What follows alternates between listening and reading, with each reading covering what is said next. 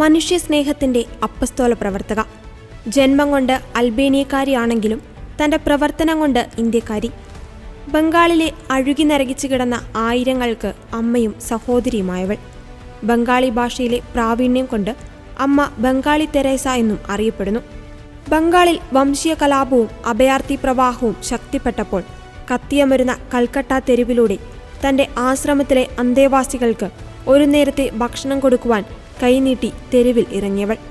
കൈനീട്ടിയപ്പോൾ തുപ്പിയവരോട് എനിക്കുള്ളത് ലഭിച്ചു, ഇനി എൻ്റെ മക്കൾക്കുള്ളത് തരാമോ എന്ന് ചോദിച്ച മദർ തെരേസ.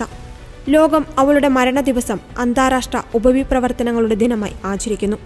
സമൂഹത്തെ മെച്ചപ്പെടുത്താനുള്ള അവളുടെ അചഞ്ചലമായ ശ്രമങ്ങൾക്ക് അവൾ പരക്കെ അംഗീകരിക്കപ്പെടുകയും മാനവികതയുടെയും അനുകമ്പയുടെയും പ്രതീകമായി തുടരുകയും ചെയ്യുന്നു. ലോകസമാധാനത്തിനുള്ള നോബേൽ സമ്മാനം ലഭിച്ചപ്പോഴും അമ്മ എളിമയുടെ കരം കൈവെടിഞ്ഞില്ലായിരുന്നു. ആരും മറയ്ക്കുന്ന അവസ്ഥയിൽ പോലും വേദനിക്കുന്നവരിലും കുഷ്ഠരോഗികളിലും ഈശോയെ ദർശിച്ച അമ്മയുടെ പാത ഇന്ന് അനേകായിരങ്ങൾ പിന്തുടരുന്നു. മദർ തെരേസയുടെ ജീവചരിത്രത്തിൽ പ്രതിപാദിക്കുന്ന ഒരു സംഭവമുണ്ട്. കോൺവെന്റിലെ അന്തേവാസികൾക്ക് ആവശ്യമുള്ള ഭക്ഷണം അന്വേഷിച്ച് ഒരു ബ്രിഗേഡിയറിന്റെ അടുത്തേക്ക് പോകുന്ന സിസ്റ്റർ. അവിടെ ലഭിക്കുന്നത് പുച്ഛം കലർന്ന വാക്കുകൾ മാത്രം. Look mother, the city is already fire. ഇതിനിടയിൽ ഒരു കന്യാസ്ത്രീ കൂടെ കൊല്ലപ്പെട്ടു എന്ന് പറയിപ്പിക്കാതെ നിങ്ങളൊന്ന് പോകാൻ നോക്കൂ.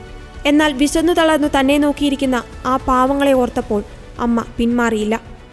പുസ്തകം കൂടുതൽ വായിച്ചാൽ നമുക്ക് മനസ്സിലാകും, അമ്മയെന്ന് അവിടെ നിന്ന് പോയത് 2 ട്രക്ക് നിറയെ ഭക്ഷണവുമായാണ്.